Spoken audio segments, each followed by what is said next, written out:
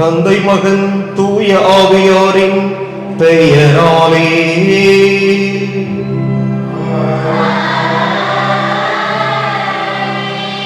நம் ஆண்டவராகிய இயேசு கிறிஸ்துவின் அருளும் கடவுளின் அன்பும் தூய ஆவியாரின் நட்புறவும் உங்கள் அனைவரோடும் இருப்பதாக.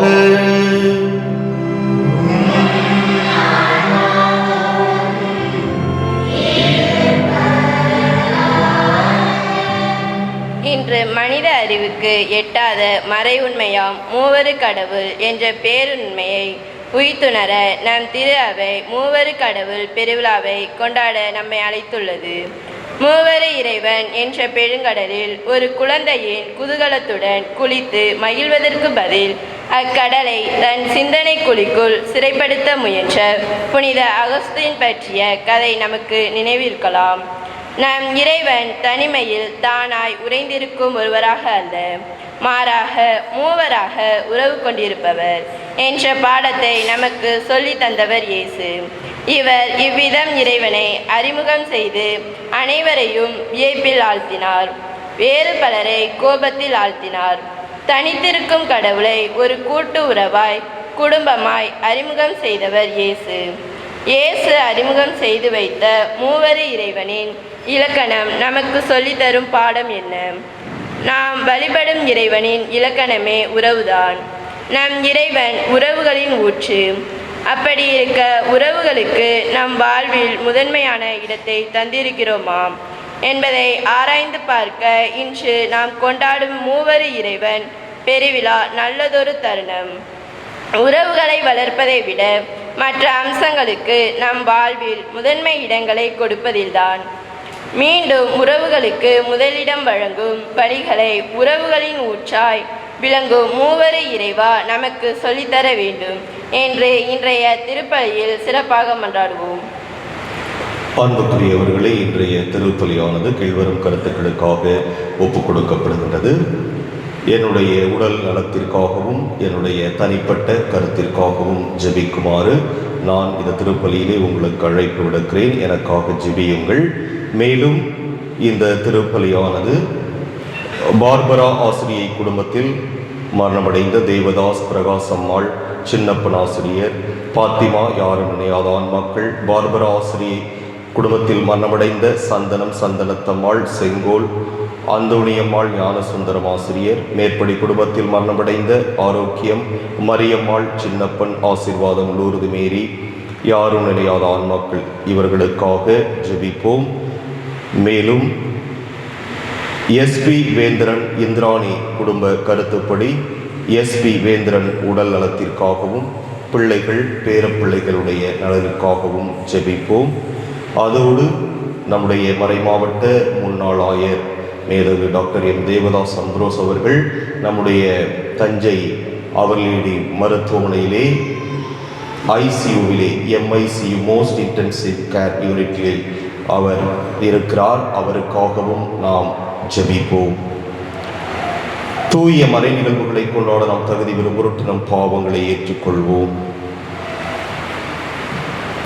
அன்புமிக்க சகோதர சகோதரிகளே, நம் திருமுழுக்கின் நினைவாக நம் மீது தெளிக்கப்படும் தமது படைப்பாகிய இத்தண்ணீரை புனிதப்படுத்தி அருளுமாறு நம் கடவுளாகிய ஆண்டவரை கெஞ்சி மன்றாடுவோமாக. அவரே நமக்கு உதவி அளித்து நாம் பெற்றுக்கொண்ட தூய ஆவிக்கு உண்மை உள்ளவர்களாய் நிலைத்திருக்க அருள்வாராக. என்றென்றும் உள்ள எல்லாம் வல்ல இறைவா, வாழ்வின் ஊற்றும் தூய்மையின் தொடக்கமுமான தண்ணீரின் வழியாக மக்கள் புனிதம் அடைந்து நிலை வாழ்வின் கொடையை பெற வேண்டும் என்று திருவுளமானீர். இத்தண்ணீரை புனிதப்படுத்தியருள உம்மை வேண்டுகிறோம். ஆண்டவரே, உமது நாளாகிய இன்று உமது அருட்காவலை பெற விரும்புகிறோம். வாழ்வழிக்கும் உமது அருளின் ஊற்றினை எம்மில் புதுப்பித்தருளும்.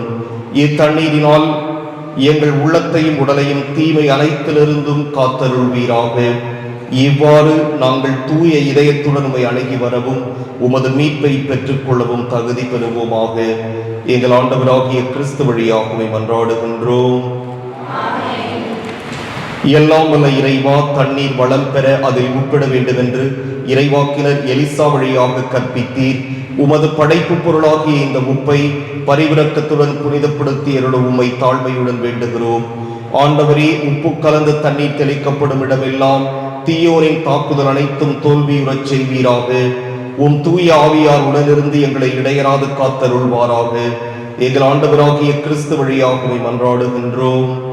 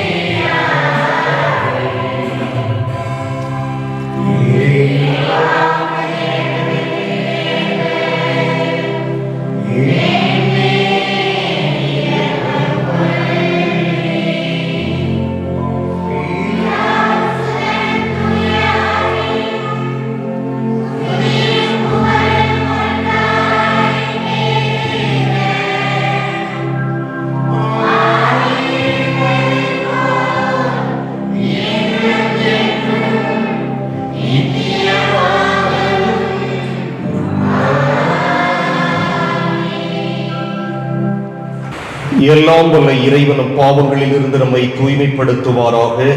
இந்த நற்கருணை கொண்டாட்டத்தின் வழியாக அவர் தம்முடைய ஆட்சியின் விருந்தில் பங்கு கொள்ள நம்மை தகுதி பெறச் செய்வாராக.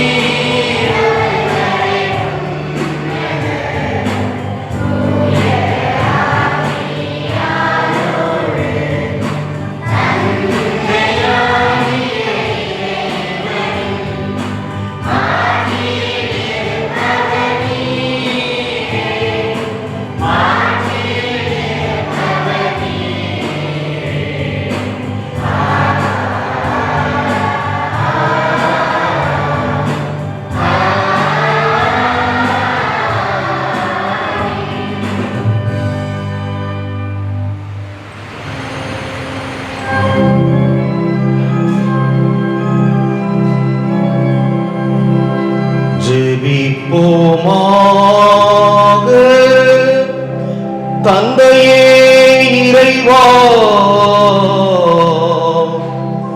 உண்மையின் வார்த்தையையும் புனிதப்படுத்தும் தூய ஆவியாரையும் உலகுக்கு அனுப்பி உமது வியத்தகு மறைபொருளை மானிடருக்கு வெளிப்படுத்தினீ. நாங்கள் உண்மையான நம்பிக்கையை அறிக்கையிடுவதன் வழியாக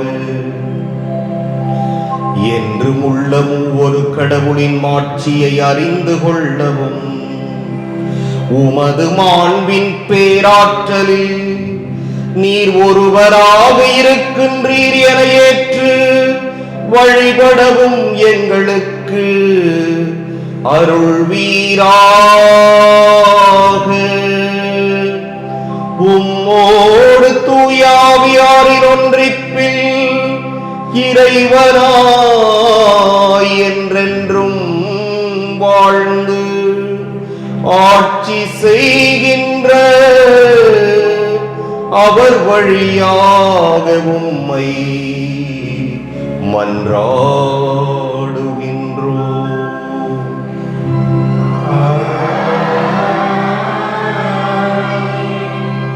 உலகில் மானிடனை படைத்த நாள் முதல் தேனும் பாலும் ஓடிய கானான் நாட்டிற்கு இஸ்ரேல் மக்கள் வரும் வரை அவர்களை வழிநடத்திய ஆண்டவரே கடவுள், அவரை தவிர வேறு எவரும் இலார் என மனதில் இருத்தி நாமும் நமது தலைமுறைகளும் இறைவன் காட்டும் வழியில் நடக்கும்போது அவரது ஆசிரால் நிறைவோம் என்பதை மோசே இன்றைய முதல் வாசகமான இணைச்சட்ட நூலில் கூறுகிறார். மோசே தரும் ஆசை மொழிகளுடன் வரும் இவ்வாசகத்தை நம் சிந்தனைகளில் பதிவு செய்வோம். மேலே விண்ணிலும் கீழே மண்ணிலும் ஆண்டவரே கடவுள். இணைச்சட்ட நூலிலிருந்து வாசகம். அதிகாரம் 4, இறைவசனங்கள் 32 முதல் 34, மேலும் 39 முதல் 40 வரை. மோசே மக்களை நோக்கி கூறியது: உங்களுக்கு முற்பட்ட பண்டை காலத்தை பற்றி கேட்டு தெரிந்து கொள்ளுங்கள். கடவுள் உலகில் மனிதனை படைத்த நாள் முதல் வானத்தின் ஒரு முனை முதல் மறுமுனை வரைக்கும் எங்காவது இத்தகைய மாபெரும் செயல் நடந்தது உண்டா? அல்லது இதுபோல் கேள்விப்பட்டது உண்டா? நெருப்பின் நடுவிலிருந்து பேசிய கடவுளின் குரலொலியை கேட்டும் நீங்கள் உயிர் வாழ்ந்தது போல் வேறு என்ன மகிழ்னமாவது வாழ்ந்தது உண்டா? அல்லது உங்கள் கடவுளாகிய ஆண்டவர் எகிப்தில் உங்கள் கண் முன்னே உங்களுக்கு செய்த அனைத்தையும் போல சோதனைகள், அடையாளங்கள், அருஞ்செயல்கள், போர், வலிய கரம், ஓங்கிய புயம் மற்றும் அச்சுறுத்தும் நிகழ்ச்சிகள் மூலம் ஓர் இனத்தை வேறொரு நாட்டில் நின்று தமக்கென உரிமையாக்கிக் கொள்ள முன்வரும் கடவுள் உண்டா? மேலே விண்ணிலும் கீழே மண்ணிலும் ஆண்டவரே கடவுள், அவரை தவிர வேறு எவரும் இல்லை என இன்று அறிந்து உங்கள் உள்ளத்தில் இருத்துங்கள். நான் இன்று உங்களுக்கு கட்டளையிடும் அவரது நியமங்களையும் கட்டளைகளையும் பின்பற்றுங்கள். அப்பொழுது உங்களுக்கும் உங்களுக்கு பின்வரும் உங்கள் பிள்ளைகளுக்கும் எல்லாம் நலமாகும். மேலும் உங்கள் கடவுளாகிய ஆண்டவர் உங்களுக்கு எக்காலத்திற்கும் கொடுக்கும் மண்ணில் நீங்கள் நெடுநாள் வாழ்வீர்கள். ஆண்டவரின் அருள்வாக்கு.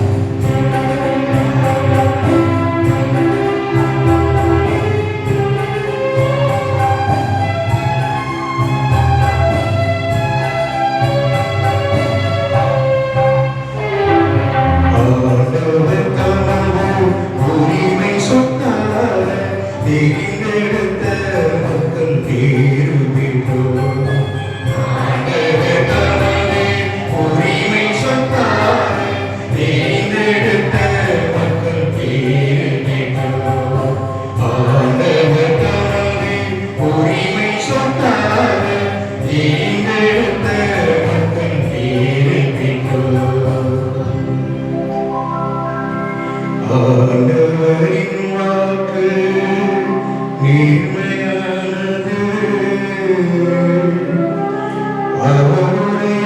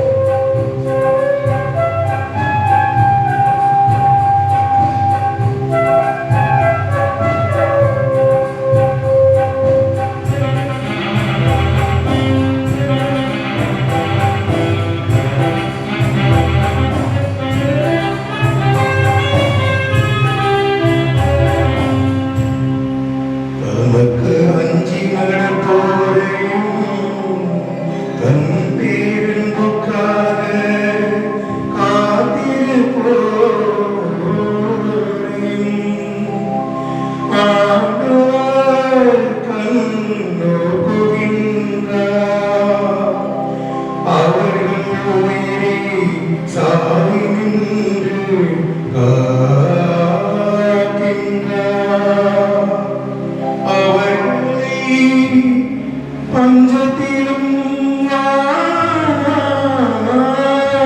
வாழ்கின்றார். நாம் அவரை நம்பியிருக்கின்றோம். அவரே நமக்கு துணையும் கேடயமும்மா. உம்மையே நாங்கள் நம்பியிருப்பதால் உமது பேரன்பு எங்கள் மீது இருப்பதால்.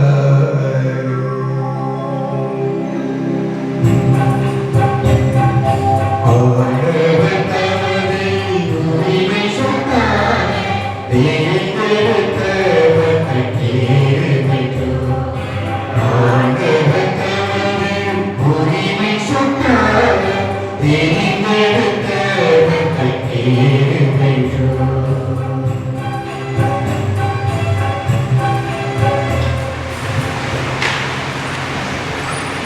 இன்றைய இரண்டாம் வாசகத்தில் கடவுளின் ஆவியால் இயக்கப்படுபவர்களே கடவுளின் மக்கள்.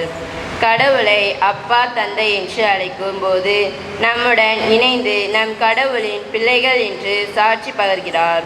இவ்வாறு இயேசுவின் பங்காளிகளான நாம் அவரோடு துன்பத்தில் பங்கு பெறும்போது அவரோடு மாட்சியிலும் பங்கு பெறுவோம் என்பதை எடுத்துரைக்கும் திருத்தூதர் பவுலடியாரின் வார்த்தைகளை கவனமுடன் கேட்போம்.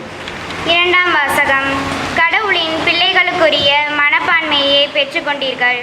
திருத்தூதர் பவுல் ரோமையருக்கு எழுதிய திருமுகத்திலிருந்து வாசகம்.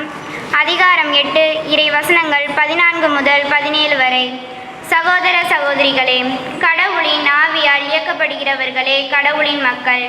மீண்டும் அச்சத்திற்கு உள்ளாக்கும் மனப்பான்மையை நீங்கள் பெற்றுக்கொள்ளவில்லை, மாறாக கடவுளின் பிள்ளைகளுக்குரிய மனப்பான்மையை பெற்றுக்கொண்டீர்கள். அதனால் நாம் அப்பா தந்தையே என அழைக்கிறோம். நாம் இவ்வாறு அழைக்கும்போது நம் உள்ளத்தோடு சேர்ந்து தூய ஆவியாரும் நாம் கடவுளின் பிள்ளைகள் என்பதற்கு சான்று பகர்கிறார். நாம் பிள்ளைகளாயின் உரிமை பேறு உடையவர்களாய் இருக்கிறோம். ஆம், நாம் கடவுளிடமிருந்து உரிமை பேறு பெறுபவர்கள், கிறிஸ்துவின் பங்காளிகள். அவருடைய துன்பங்களில் நாம் பங்கு பெற வேண்டும். அப்போதுதான் அவரோடு மாட்சியிலும் பங்கு பெறுவோம். இது ஆண்டவர் வழங்கும் அருள்வாக்கு.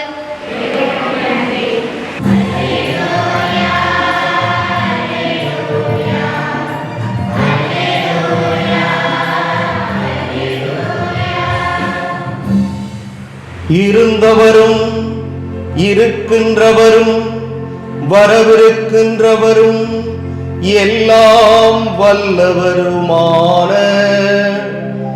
கடவுள் தந்தை மகன் தூய ஆவியாருக்கு மகிமை உண்டாகுக.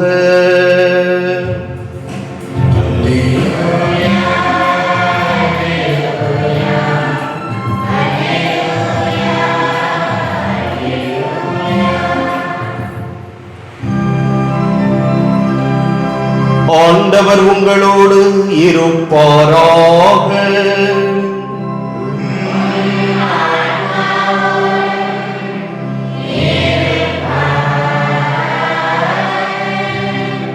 மத்தேயு எழுதிய தூய நற்செய்தியிலிருந்து வாசகம்.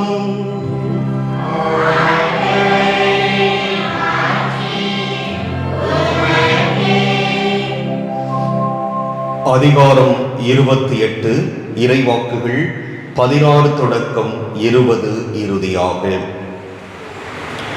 அக்காலத்தில் 11 சீடர்களும் இயேசு தங்களுக்கு பணித்தபடியே கலிலேயாவில் உள்ள ஒரு மலைக்கு சென்றார்கள். அங்கே அவரை கண்டு பணிந்தார்கள். சிலரோ ஐயமுற்றார்கள்.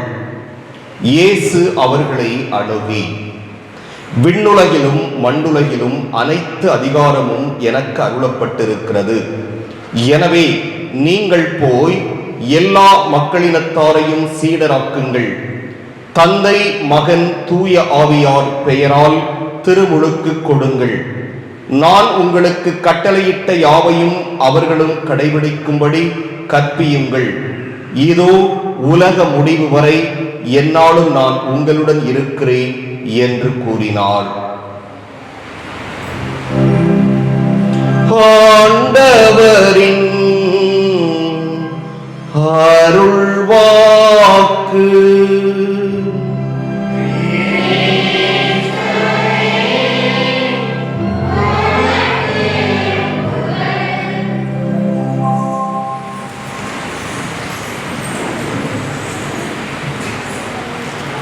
ஒரு சில தினங்களுக்கு முன்பாக 5ஆம் வகுப்பு படிக்கிற ஒரு சிறுமி என்கிட்ட ஒரு கேள்வி கேட்டாங்க. முட்டையிலிருந்து கோழி வந்துச்சா, கோழியிலிருந்து முட்டை வந்துச்சா அப்படி. நீங்க என்ன பதில் சொல்லுவீங்க உங்களை கேட்டிருந்தா? கோழியிலிருந்து தான் முட்டை வந்திருக்கும். இது கரெக்டா? கரெக்டு. இந்த பக்கம் ஒண்ணுமே பதிலே வரல. கரெக்டா?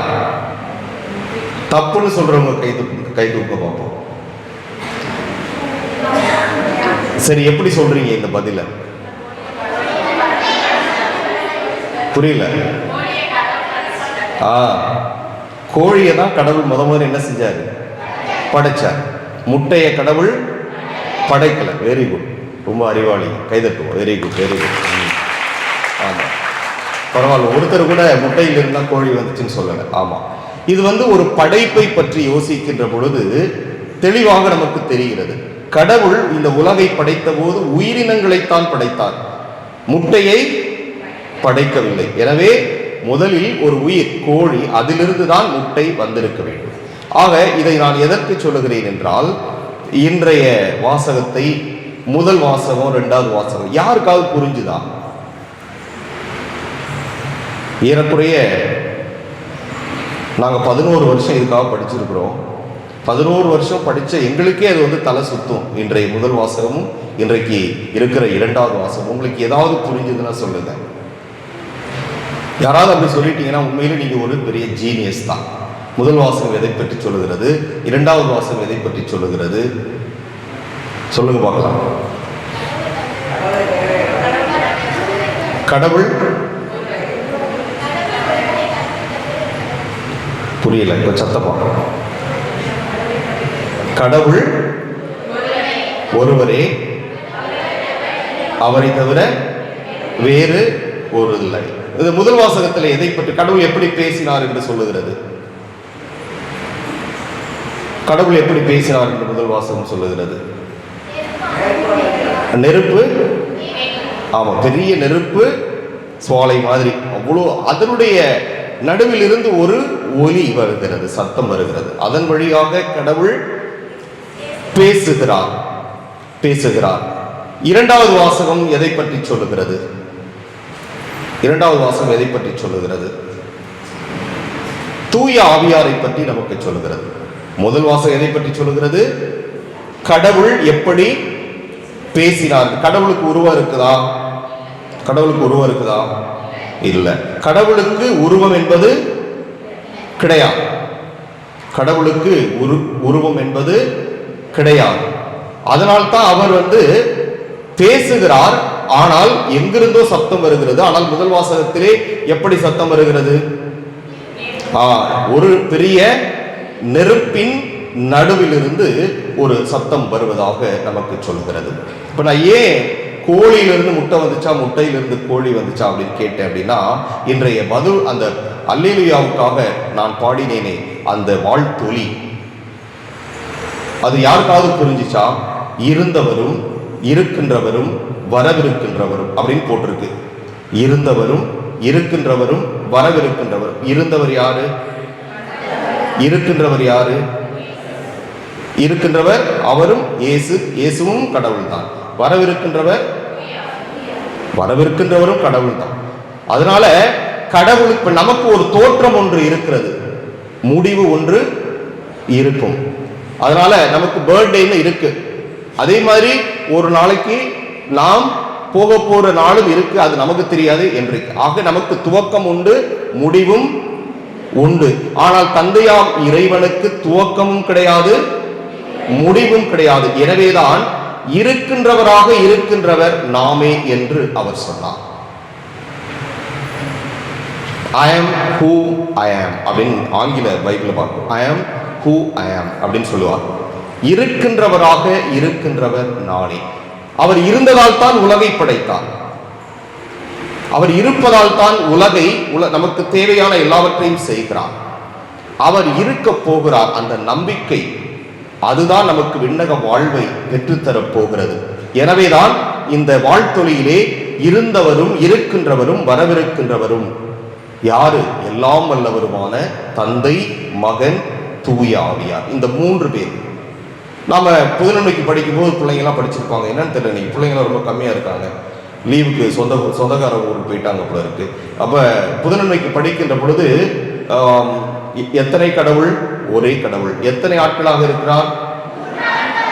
3 பேரும் 3 கடவுளா? ஒரே கடவுளா? அதாவது சொல்லுவாங்க கடிதத்துல 1 + 1 + 1 is equal to 1. இதுதான் கடவுளை பற்றி. இது கணக்கு இல்லை, உடனே பார்க்கலாம். அப்படி எப்படா 1 + 1 + 1 is equal to ஃபாதர் வந்து 1ன்னு சொல்றாரு அப்படின்னா, தந்தை பிளஸ் மகன் பிளஸ் தூய ஆவி is equal to ஒரே கடவுள். இதை புரிந்து கொள்வதற்கு நமக்கு வந்து நம்முடைய புரிந்து கொள்ளணும்னா நம்முடைய அறிவால் முடியாது, நம்முடைய இதயத்தால் மட்டும்தான் நமக்கு முடியும். இயேசுவே என்ன சொல்லுகிறார் இன்றைய நற்செய்தியில? தந்தை, மகன், தூய ஆவியாரின் பெயரால் என்ன கொடுக்க சொல்றாரு? திருமுழுக்கு கொடுங்கள் என்று சொல்கிறார். தந்தை, மகன், தூய ஆவியாரின் பெயரால் திருமுழுக்கு கொடுங்கள் என்று அவர் சொல்லுகிறார். நம்முடைய எந்த ஒரு ஜபத்தையும் ஆரம்பிக்கிறோம்னு வச்சுக்கோ, திருப்பலி ஆரம்பிக்கிறோம், சாமியார் எப்படி ஆரம்பிக்கிறாரு? தந்தை, மகன், தூய ஆவியார். திருப்பலி எப்படி முடிக்கிறாரு? தந்தை, மகன், தூய ஆவியார் பெயரால் அப்படிதான் முடிக்கிறார். அதே மாதிரி நமக்கு அருட்சாதனங்கள் எத்தனை இருக்கின்றன? 7 அருட்சாதனத்தையும் எப்படி தொடங்குகிறோம், முடிக்கிறோம்? தந்தை, மகன், தூய ஆவியார் பெயரால் தான். இந்த தந்தை, மகன், தூய ஆவியார் என்று நாம் சொல்லவில்லை, இயேசுவே சொல்லி இருக்கிறார். கடவுள் 3 பேராக இருக்கிறார். 3 பேருக்கும் வேற வேற குணங்கள் இருக்கின்றன. தந்தைக்கு ஒரு வேலை இருக்கு, மகனுக்கு ஒரு வேலை இருக்கு, தூய ஆவியாருக்கு ஒரு வேலை இருக்கு. ஆனா மூவரும் 3 கடவுளா ஒரே கடவுள் என்றால் 100% வந்து எல்லா குணங்களும் நல்ல குணங்கள் மட்டும்தான், அவங்கள்ட்ட கெட்டதே கிடையாது. என்னென்ன தந்தையிடம் இருக்கின்றனவோ மகனிடம் இருக்கின்றன, மகனிடம் இருப்பவையாவும் தூய ஆவியிடம் இருக்கின்றன. ஆனால் ஒவ்வொருவரும் வேலையை பிரித்துக் கொள்ளுகிறார்கள். தந்தையுடைய வேலை என்ன சொல்லுங்க பார்க்கலாம். தந்தையாம் இறைவனுடைய வேலை என்ன? படைப்பு. படைப்புக்கு தேவையான எல்லாவற்றையும் பராமரிக்கிறது, கொடுக்கிறது, நமக்கு தேவையான எல்லாவற்றையும் கொடுப்பது. இயேசுவினுடைய வேலை என்ன? இயேசுவினுடைய வேலை என்ன? நம்முடைய பாவங்களை மன்னித்து மீண்டும் நம்ம எல்லோரையும் தந்தையாம் இறைவனோடு ஒப்புரவாக்குதல், அப்பாவோடு இணைத்தல். நாம் பாவம் செய்கின்ற பொழுது தந்தையிடமிருந்து விலகிச் செல்கிறோம், அவர் நம்மிடமிருந்து விலகிச் செல்வது கிடையாது. எனவே அந்த இப்ப வீட்டுல சண்டை நடக்குது, பையன் கோச்சிட்டு வீட்டை விட்டு போயிட்டான் அப்படின்னா யாராவது 2 பேர் இருப்பாங்க சமாதானப்படுத்தி, சரிடா உங்க அப்பா தானடா வாடா அப்படின்னு சொல்லி எதையாவது சொல்லி திரும்ப கொண்டாந்து வீட்டுல விடுவாங்க. அதுபோல இயேசு நாம் பாவம் செய்து தந்தையாம் இறைவனை விட்டு விலகிச் செல்லுகின்ற பொழுது நம்மோடு பேசி நம்முடைய தவறை உணர வைத்து நம்முடைய பாவங்களை எல்லாம் மன்னித்து தந்தையாம் இறைவனோடு ஒப்புரவாக்கும் உறவு பிணைப்பிலே இணைக்கக்கூடிய அந்த பணியை செய்வது இயேசு கிறிஸ்து. தூய ஆவியானவருடைய பணி என்ன? தூய ஆவியானவருடைய பணி என்ன? நம்மை புனிதப்படுத்துவது, அர்ச்சிப்பது. நம்ம போய் ஃபாதர்ட்ட பிளஸிங் வாங்கும்போது சிலுவை போடுறாங்க. சிலுவை போடுறதுக்கு என்ன அர்த்தம்? தந்தை, மகன், தூய ஆவியார். அப்ப அருள் அடையாளங்களை நான் சொன்னேன். ஒரு ஜென்ம பாவத்தில் பிறந்த குழந்தையை தூயதாக்கி இயேசுடைய பிள்ளையாக மாற்றுவது எது? தந்தை, மகன், தூய ஆவி பெயரால் நான் உன்னை கழுவுகிறேன் என்று சொல்லும் போது தூய ஆவியானவர் இறங்கி வருகிறாரே, அந்த தூய ஆவியானவர் தான் ஜென்ம பாவத்தை போக்கி நம்மை இயேசுடைய பிள்ளையாக மாற்றுகிறார். எனவே அர்ச்சிக்கின்ற பணி, புனிதப்படுத்துகின்ற பணி. இப்போ ஃபாதரோ பிஷப்போ எல்லாரும் வந்து பிளஸ் பண்ணும் போது தந்தை, மகன், தூய ஆவியார் பெயர், அந்த தூய ஆவியானவர் தான் நம்மை புனிதப்படுத்துகிறார், நம்மை அர்ச்சிக்கிறார். இன்னொரு வேலை இருக்கு. தூய ஆவியானவர் நம்மோடு பேசுவார், நம்முடைய உள்ளத்திலே பேசுவார், நம்மை வழி நடத்துவார். நாம் எதை செய்ய வேண்டும், எதை செய்யக்கூடாது நமக்கு தெரியும். மனசாட்சின்னு ஒன்று இருக்கு, அங்கதான் இருக்கிறார் அவர். நாம் எந்த ஒரு செயலையும் செய்வதற்கு முன்பாக மனச்சாட்சியோடு நாம் கலந்து பேசுவோம். சில சமயங்களிலே மனச்சாட்சி சொல்வதை நாம் செய்வோம், சில சமயங்களிலே அது சொல்வதற்கு மாறாக செய்வோம்.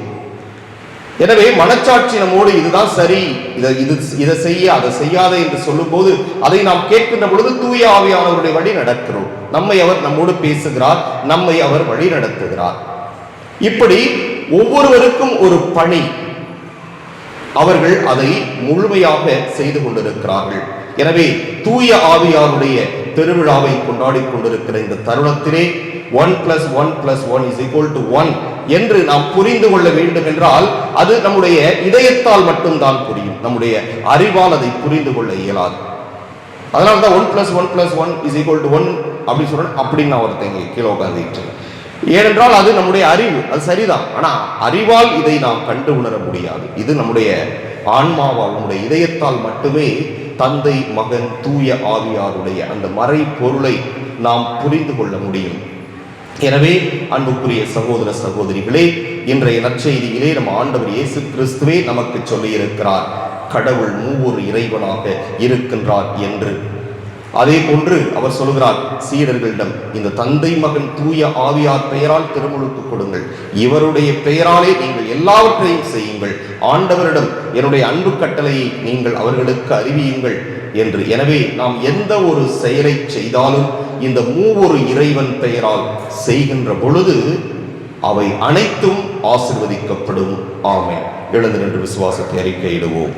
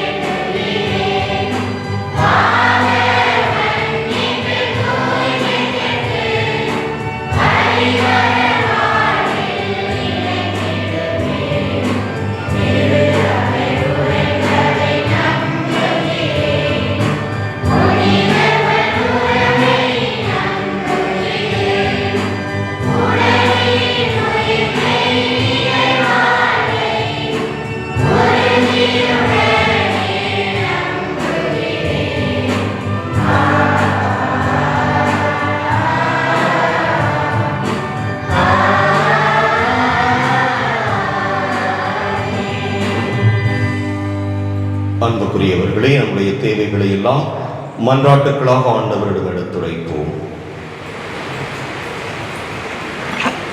அன்பால் இணைந்திட அழைக்கும் மூவொரு இறைவா, திரு அவையின் திருத்தந்தை முதல் பொது நிலையினர் ஆகிய அனைவரும் மூவொரு கடவுளை போன்று ஒற்றுமையின் அடையாளமாகவும் சமத்துவத்தின் சங்கமாகவும் ஒருங்கிணைந்து செயல்பட வேண்டிய ஞானத்தையும் அறிவையும் பெற்று திரு அவை சிறப்புடன் திகழ தேவையான ஆற்றலை நிறைவாக பொழிந்திட வேண்டும் என்று இறைவா உம்மை மன்றாடுகிறோம். கருணை கடலே எம் இறைவா, நாட்டை ஆளும் தலைவர்கள் அவரவர் இடத்தை பற்றி கொள்ள சுயநலத்தை நிலைநாட்டிக் கொள்ளாமல் உன் மக்களின் தேவைகளை உணர்ந்து பணி செய்யும் உத்வேகத்தை எம் நாட்டு தலைவர்களுக்கு வழங்கிடும் வர வேண்டி இறைவா உம்மை மன்றாடுகிறோம். ஆண்டவர் எங்கள் மன்றாட்டை கேட்டருளும். அருளிலும் அன்பிலும் நட்புறவிலும் ஒன்றிணைந்திருக்கும் எம் இறைவா, எங்கள் குடும்பங்களில் இறை அருளின் துணையோடு இறை அனுபவத்தை பெற்றிட உம்மை போல் ஒன்றாய் ஒற்றுமையுடன் வாழவும் உண்மையான கிறிஸ்துவராக எப்பொழுதும் கடவுளோடும் பிறரோடும் உறவோடும் வாழ எமக்கு தேவையான வரங்களை தர வேண்டி இறைவா உம்மை மன்றாடுகிறோம். உறவுகளின் ஊற்றான இறைவா, இப்புதிய கல்வியாண்டில் பாடசாலை சென்று கல்வி பயிலவிருக்கும் எம் இளையோர் அனைவரையும் புதுப்படைப்பாய் மாற்றி தங்கள் பெற்றோர்களின் துயரங்களை உணர்ந்து படிப்பிலும் நல்லொழுக்கத்திலும் சிறந்து விளங்க ஞானத்தையும் புத்தியையும் அன்பையும் அவர்களுக்கு வழங்குமாறு இறைவா உம்மை மன்றாடுகிறோம். நம்முடைய தனிப்பட்ட தேவைகளை அமைதியாக ஆண்டவரிடம் எடுத்துரைத்தோம்.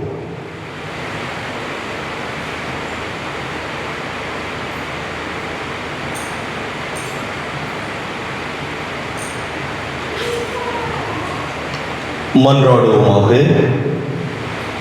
எங்கள் புகலிடமும் பலவுமாக இறைவா, எங்களிடம் இறை உணர்வை தூண்டி எழுப்புகிறவர் நீரே.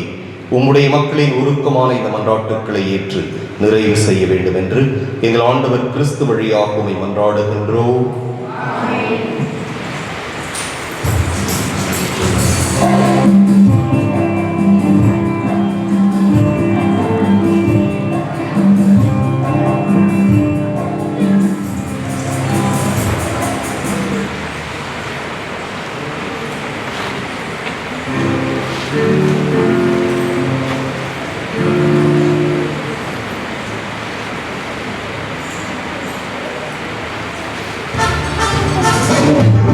ஆண்டவரே, அனைத்து மகளிர் வாழை வாழ்த்தப்பெறும் நாங்கள் வணங்கி நாம் தப்பத்தை பெற்றுக்கொண்டு நிலத்தின் விளைவும் மனித உழைப்பின் பயமான தப்பத்தில் கொடுக்கின்றோம்.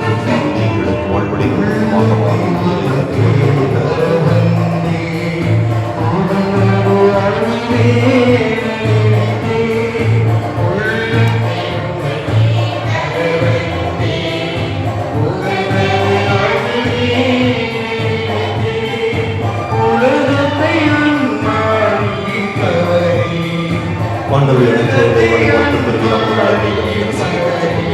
ராஜ்ய செடி மனித உழைப்பின் இதயங்கள் ஆன்மீகமானமாக மாறும் இறைவன் என்று வாழ்க்கை பெறுவானாக. ஆண்டவரை தாழ்வி ஆரம்பம் ஆண்டவரை இறைவனாக பதிவாக வந்ததாக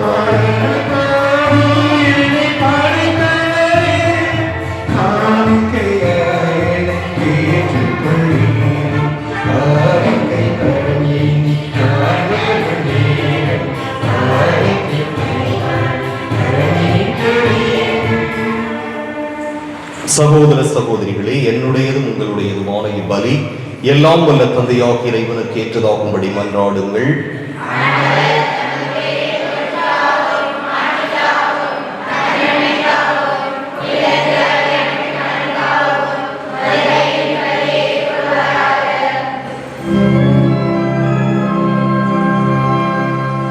ஆண்டவரே, எங்கள் இறைவா, உமது பெயரை மன்றாடி நாங்கள் ஒப்புக் கொடுக்கும் எங்கள் பணியின் காணிக்கைகளை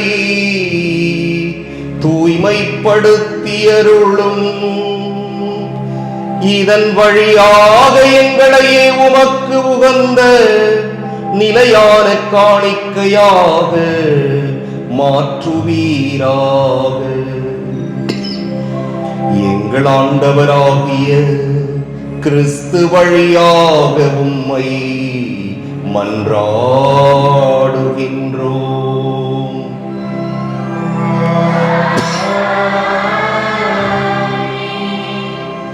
ஆண்டவர் உங்களோடு இருப்பாராக.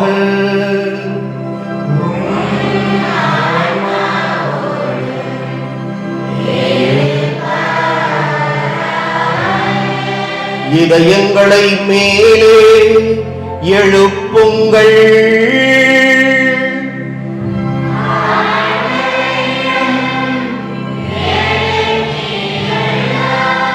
நம் இறைவனாகிய ஆண்டவருக்கு நன்றி கூறுவோம்.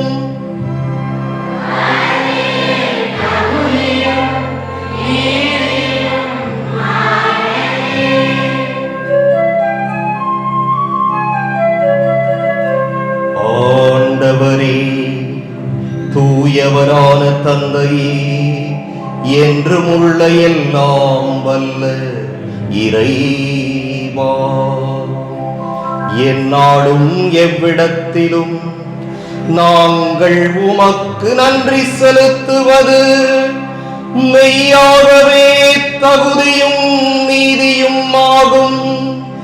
எங்கள் கடமையும் மீட்புக்கு உரிய செயலுமாகும்.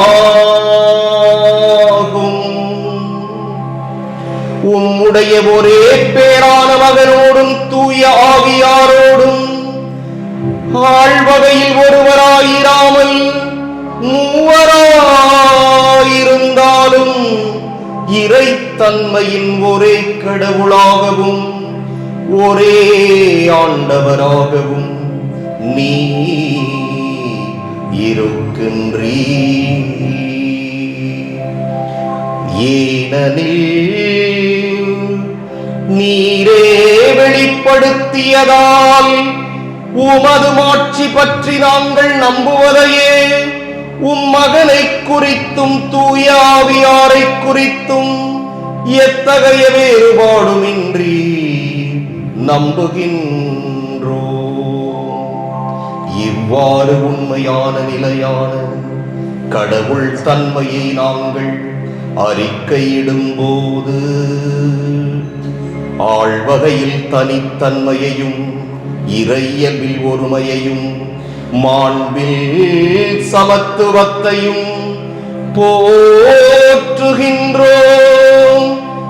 ஆகவே வானதூதர்களும் முதன்மை வானதூதர்களும் கெரூபீன்களும் சேராபீன்களும் உம்மை புகழ்ந்து நாள்தோறும் முடிவின்றி ஆர்ப்பரித்து ஒரே குரலாய் பாடுவதாவது: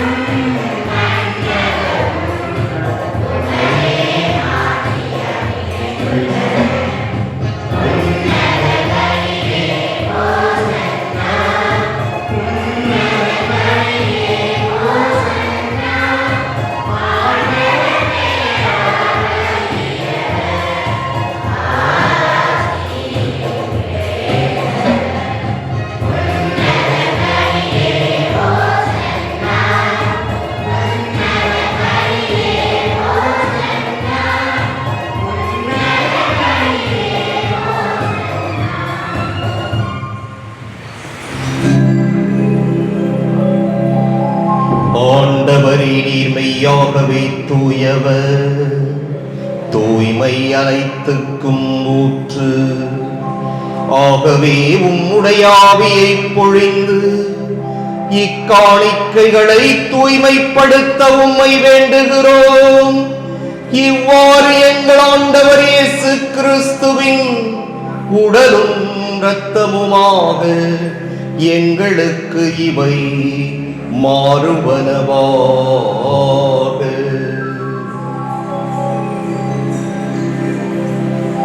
அவர் பாடுபட உளம் கனிந்து தம்மை கையளித்த போது அப்பத்தை எடுத்து நன்றி செலுத்தி அதை பிட்டு தம் சீடர்களுக்கு அளித்து கூறியதாவது: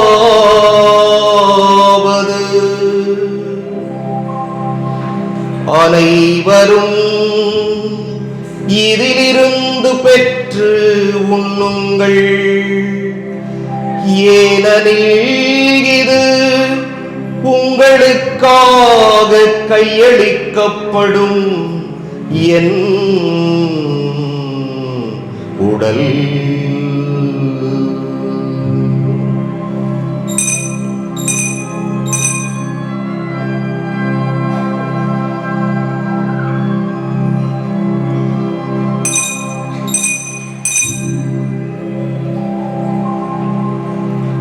அவ்வண்ணமே இரவு விருந்தை அருந்தியபின் கிண்ணத்தையும் எடுத்து மீண்டும் உமக்கு நன்றி கூறி தம் சீடர்களுக்கு அளித்து அவர் கூறியதாவது: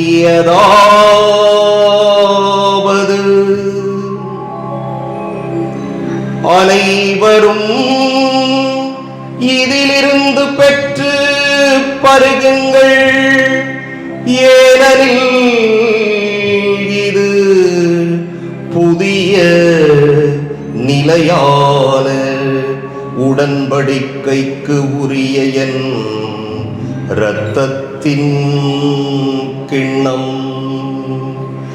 இது பாவ மன்னிப்புக்கென்று உங்களுக்காகவும் பலருக்காகவும் சிந்தப்படும். இதை என் நினைவாக செய்யுங்கள்.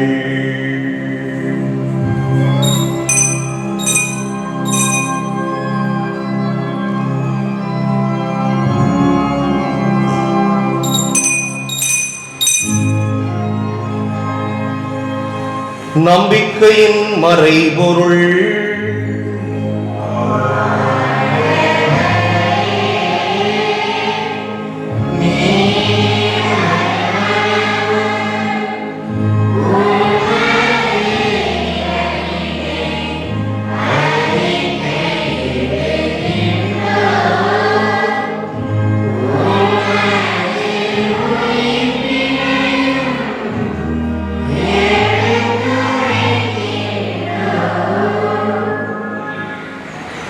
ஆகவே ஆண்டவரே, நாங்கள் கிறிஸ்துவின் இறப்பினையும் உயிர்ப்பினையும் நினைவு கூர்ந்து வாழ்வு தரும் அப்பத்தையும் மீட்பளிக்கும் கிண்ணத்தையும் ஒப்புக் கொடுக்கின்றோம்.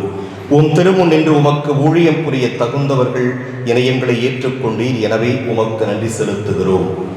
மேலும் கிறிஸ்துவின் உடலிலும் இரத்தத்திலும் பங்கு கொள்ளும் எங்களை தூய ஆவியார் ஒன்று சேர்க்க வேண்டும் என உம்மை தாழ்மையுடன் மன்றாடுகின்றோம்.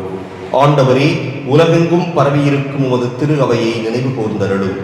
எங்கள் திருத்தந்தை பிரான்சிஸ், எங்கள் மறைமாவட்ட பரிபாலகர் சகாயராஜ், எல்லா திருநிலையினராக அனைவரோடும் உமது திரு அவை அன்பில் நிறைவு பெறச் செய்தருளும்.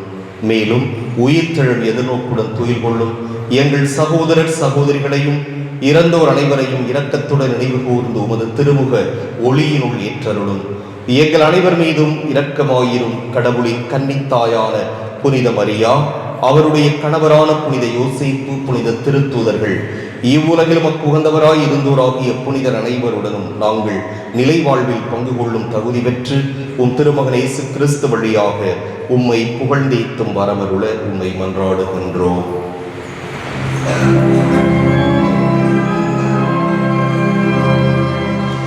இவர் வழியாக இவரோடு இவரில் எல்லாம் வல்ல இறைவனாகிய தந்தையே,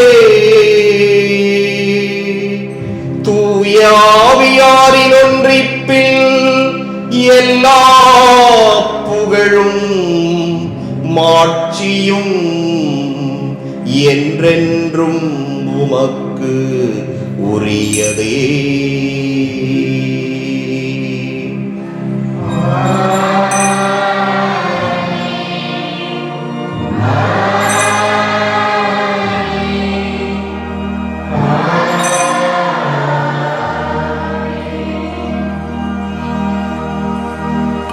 மீட்பரின் கட்டளையால் கற்பிக்கப்பட்டு இறைபடிப்பினையால் பயிற்சி பெற்ற நாம் துணிந்து பாடுவோம்.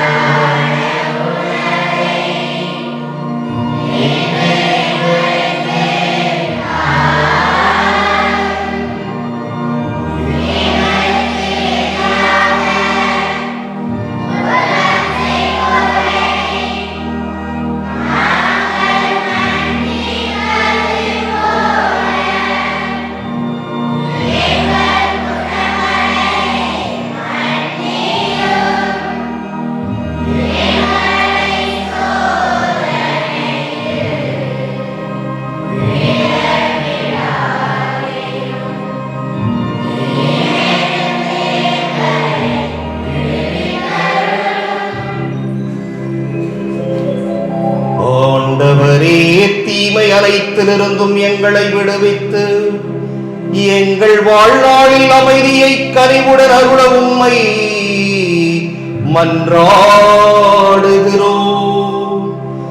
உமது இரக்கத்தின் உதவியால் நாங்கள் பாவத்திலிருந்து எப்போதும் விடுதலை பெற்று யாதொரு கலக்கமுமின்றி நலமாய்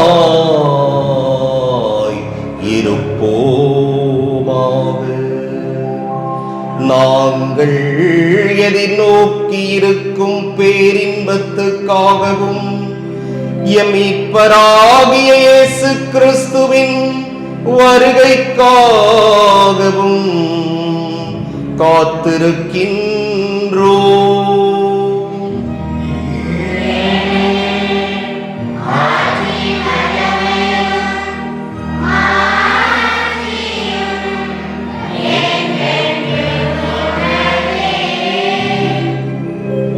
ஆண்டவரே இயேசு கிறிஸ்துவே, அமைதியை உங்களுக்கு விட்டுச் செல்கிறேன், என் அமைதியையே உங்களுக்கு அளிக்கின்றேன் என்று உம் திருத்தூதர்களுக்கு மொழிந்தீரே. எங்கள் பாவங்களை பாராமல் உமது திரு அவையின் நம்பிக்கையை கண்ணோக்கி உமது திருவுளத்துக்கு ஏற்ப அதற்கு அமைதியையும் ஒற்றுமையையும் அளித்தருள்வீராக.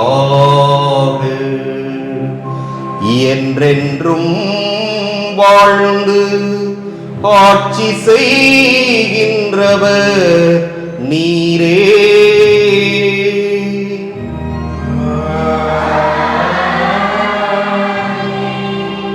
ஆண்டவருடைய அமைதி உங்களோடு என்றும் இருப்பதாக.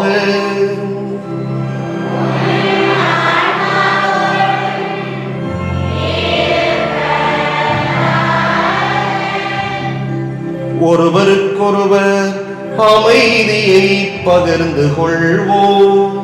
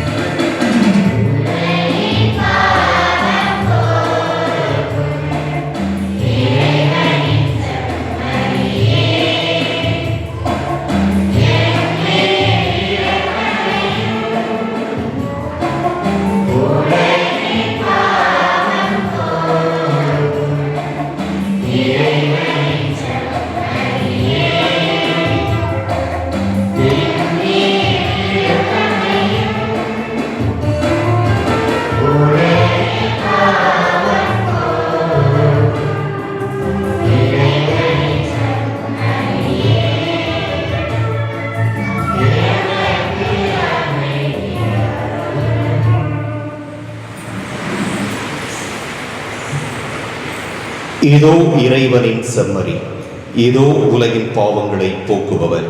செம்மறியின் விருந்துக்கு அழைப்பு பெற்றோர் பேறு பெற்றோர்.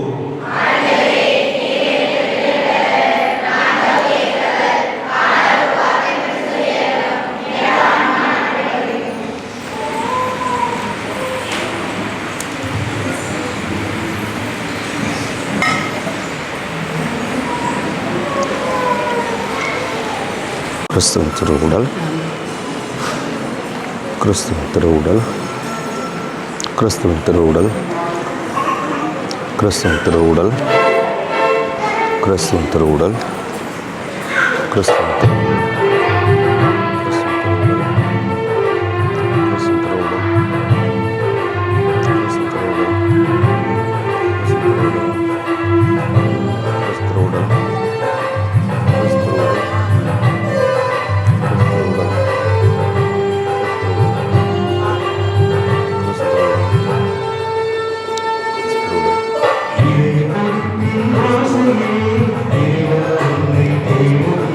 Yeah.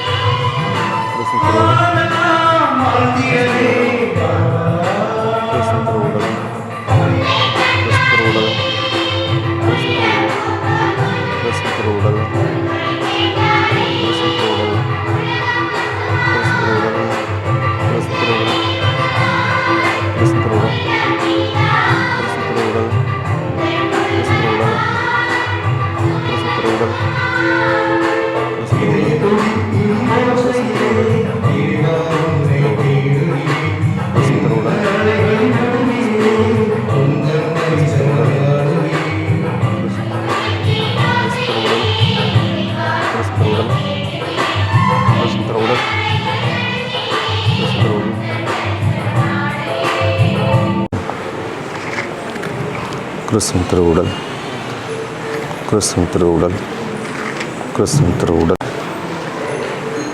கிறிஸ்துவின் திருவுடல், கிறிஸ்துவின் திருவுடல், கிறிஸ்துவின் திருவுடல், கிறிஸ்துவின் திருவுடல், கிறிஸ்துவின் திருவுடல், கிறிஸ்துவின் திருவுடல், கிறிஸ்துவின் திருவுடல், கிறிஸ்துவின் திருவுடல், கிறிஸ்துவின் திருவுடல், கிறிஸ்துவின் திருவுடல், கிறிஸ்துவின் திருவுடல்,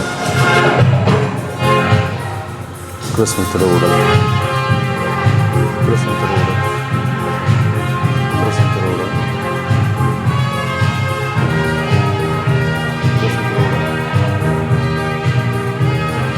கிறிஸ்துவின் திருவுடல், இறைவனை வாழவிருந்து கிறிஸ்துவின் திருவுடல், கிறிஸ்துவின் திருவுடல்,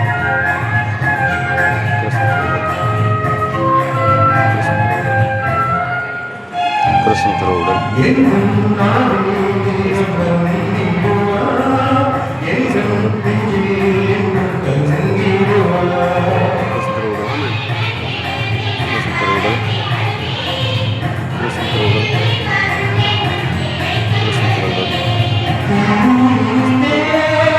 நீங்கள் பிள்ளைகளாயிருப்பதால் கடவுள் தம் மகனின் ஆவியை உங்கள் உள்ளங்களுக்குள் அனுப்பியுள்ளார். அந்த ஆவி அப்பா தந்தையே என கூப்பிடுகிறது.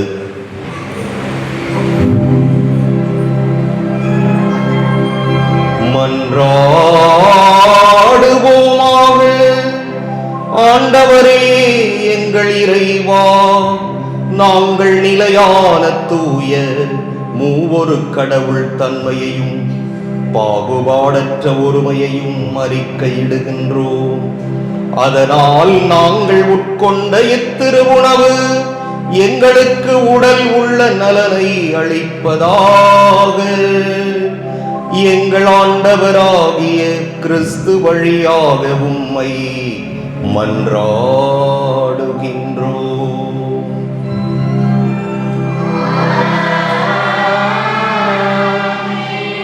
ஆண்டவர் உங்களோடு இருப்பாராக.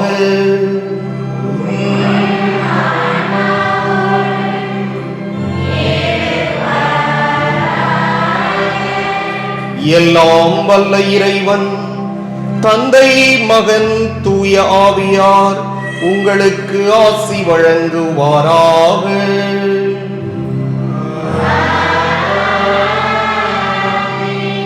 சென்று வருவோம். திருப்பலி நிறைவேறிற்று.